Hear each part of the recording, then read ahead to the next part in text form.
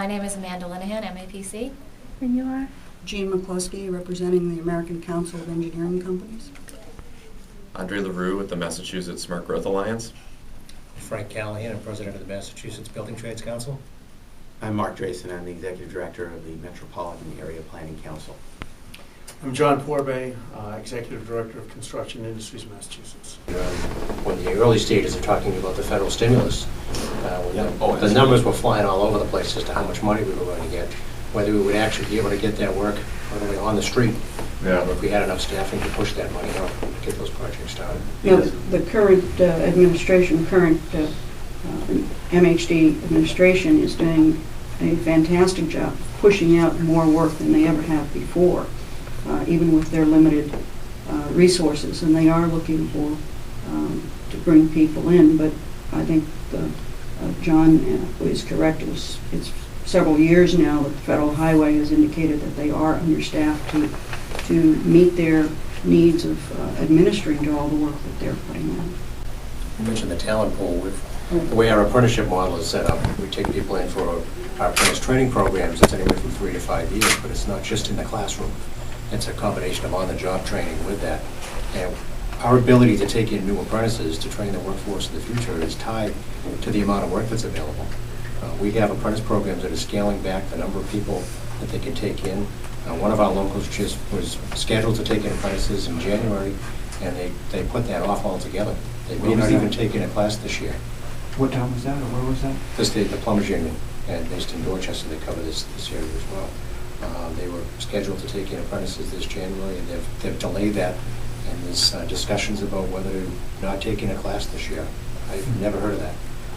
So when are they going to make a decision about that? I don't know. But that affects the ability to train in a workforce. Just shows you how bad it is. We have again, I don't want to throw a number up because it varies widely by trade, but I've heard unemployment as high as 50% among apprentices. Mm-hmm. I don't know if you saw a couple of weeks ago we had an editorial where we said that we thought increasing the gas tax was a good idea, but maybe going up into the upper 20s was too much, especially at this time. Recently there was a story I saw where you folks were pushing more to the 29-cent range. Well, our transportation future doesn't have a number, to be perfectly frank. There are some folks who support a lower number, some folks who support a higher number. My organization is at 29 cents, that's true. But I think the overall point that we have in the OTF is that there needs to be an increase. It needs to be substantial.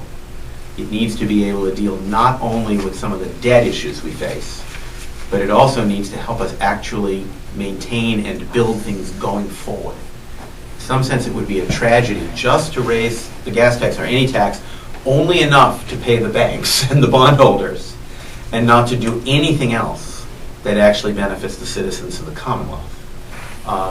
Efforts have been underway dramatically in the course of the last couple of years to try and reduce costs, rationalize the process, cut out the frills and the extras.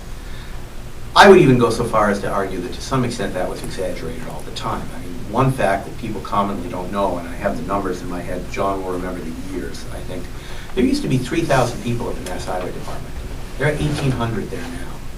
I mean, that's a heck of a that's much bigger than any other reforms or changes you can make on pensions or health care or bidding or anything like that. What do we pay for in transportation? We pay for 3 things.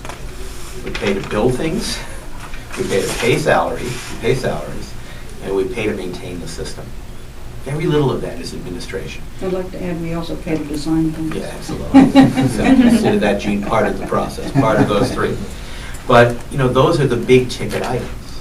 And the number of people actually working at the Highway Department, to be perfectly frank, in my estimation, is probably below what it needs to be to handle the pace of development that we're working on. Federal